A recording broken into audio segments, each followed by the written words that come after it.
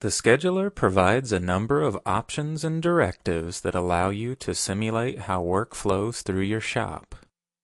Choosing the right set of options and properly configuring them is critical. This chapter explains how to tailor the scheduler so you get accurate forecasts and schedules that truly reflect resource availability, shop load, and department precedence. Before an employee can be scheduled, make sure they are marked as such in ShopPack.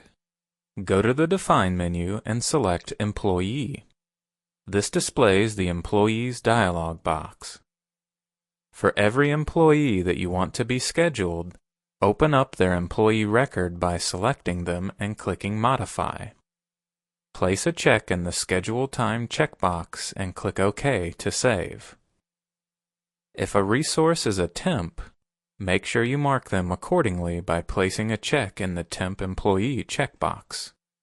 Temporary employees are scheduled a little differently than regular employees, and thus need to be identified as temps in the Employee dialog box. When scheduling jobs, the scheduler considers employee availability. It never overbooks an employee if that employee has no more time available, unless of course you add capacity by adding overtime. Because the scheduler takes resource availability into account when it schedules, it needs to know what constitutes a standard work shift and where holidays and vacations fall. Go to the Define menu and select Calendar. This displays the Calendar dialog box. Calendar groups define what constitutes the normal work week for a group of like employees. You can define as many calendar groups as required. To define a new calendar group, click New Group Name. This displays the Calendar Group dialog box. Enter a descriptive name for the calendar group and click OK. For each calendar group, define its workday. Highlight a calendar group and click Define Workday. This displays the Workdays dialog box. Fill in all applicable fields and click OK. Please refer to Chapter 4 in the Scheduler User's Guide for details on all fields.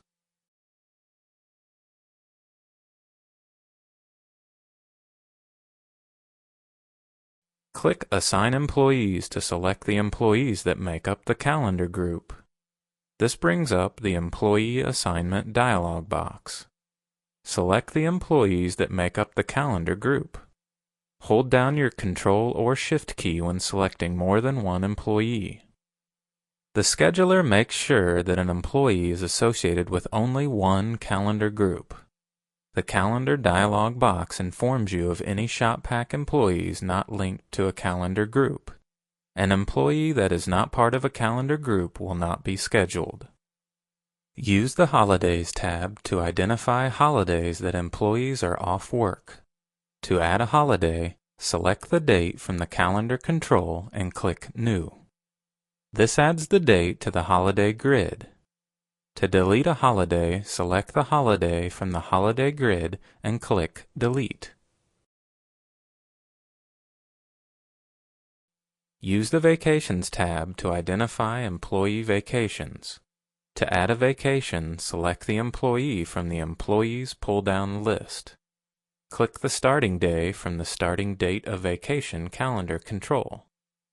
Click the ending day from the Ending Date of Vacation calendar control. And last, click New. The new vacation will display in the vacation grid. Scheduling overtime is a very important calendar function. We cover this in its own chapter that is dedicated to this topic.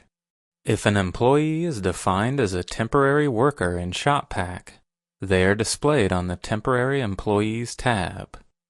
The scheduler assumes all permanent employees are available for the entire range of dates that get scheduled.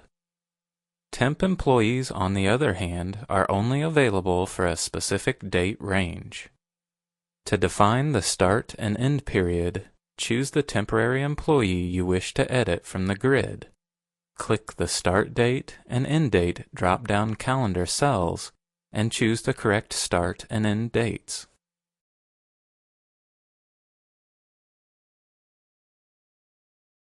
Department is a core object that is referenced throughout all of TradeSoft's software. In the scheduler, Department drives the scheduling engine, since this is the level it schedules at. Thus, it is critical that you accurately define the departments you want to schedule, as well as the sequence of how work orders flow between departments. Since you can define multiple operations within a department for job costing purposes, we recommend reviewing your departments and operations to make sure that you don't have an operation that really needs to be promoted to a department for scheduling purposes. Remember, we schedule at the department level, not the operational level. If you decide that an operation really needs to be a department, open Project Pack and define a new department for the operation and move the operation underneath the new department. While reviewing departments and operations in Project Pack, make sure to check Department Sequence. This is done by going to the Define menu and selecting Department. You'll notice that the department list is sequenced by the sequence number you provided when defining each department. Make sure you sequence departments in the basic order that work flows through the shop. Once you are satisfied with your departments, return to the scheduler to finish setting up departmental scheduling directives. Go to the Define menu and select Departments. This displays the Departments dialog box. The departments that you've defined in Project Pack will be listed in the sequence you've assigned them. For each department that you wish to schedule, select the department from the list and define scheduling behavior. Please refer to Chapter 4 of the Scheduler User's Guide for specifics. As you can see, the Defaults tab is where you tell the scheduler how to schedule each department. Many of the directives deal with how it automatically assigns resources to do work within the department. Another important decision is how the scheduler applies progress when scheduling. You can select % complete or % of budget. It uses this information when determining how many hours to schedule. For example, if a work order department is estimated to require 100 hours of effort, but it is already 50% finished, the scheduler schedules 50 hours, not 100 hours. It is possible that some departments are solely created for job costing purposes and will never be scheduled. These departments can be skipped. You should sequence them so they fall after the last department to be scheduled. Work orders travel through the shop in repeatable ways. The basic flow is captured in Project Pack when you initially assign a sequence number to each department. To properly schedule work, however, you need to explicitly define the routings and relationships that exist between related departments. To add a dependency, click New. This displays the Dependent Department dialog box. Choose the dependent department from the list of departments. In our example, Panel Saw is first in the sequence and CNC is the second. Therefore, CNC is dependent upon Panel Saw and is referred to as the dependent department in this view of department sequencing. Fill in the minimum percentage of time that a work order must remain in the current department before the scheduler is allowed to start scheduling it in the dependent department. If you have a relationship between two departments that require more than a 100% wait time, you can add additional days.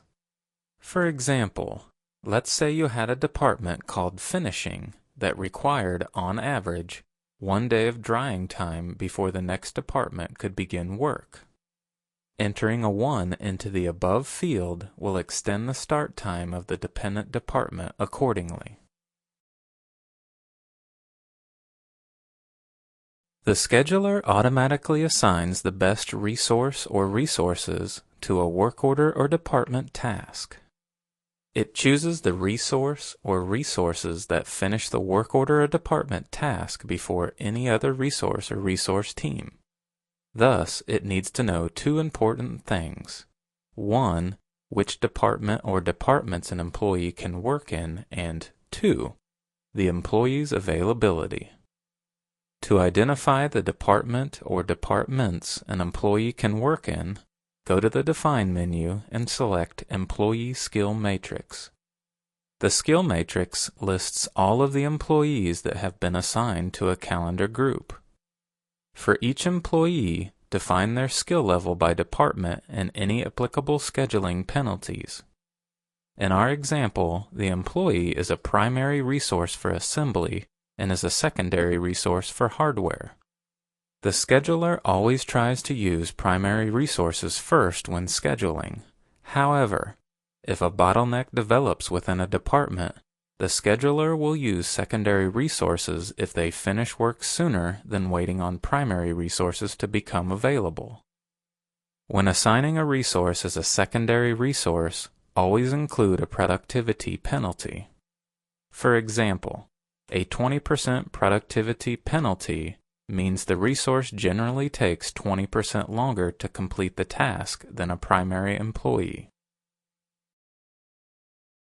Once you finish with the Employee Skills Matrix, go to the Define menu and select Scheduler Options. We've grouped a number of scheduling directives on this dialog box.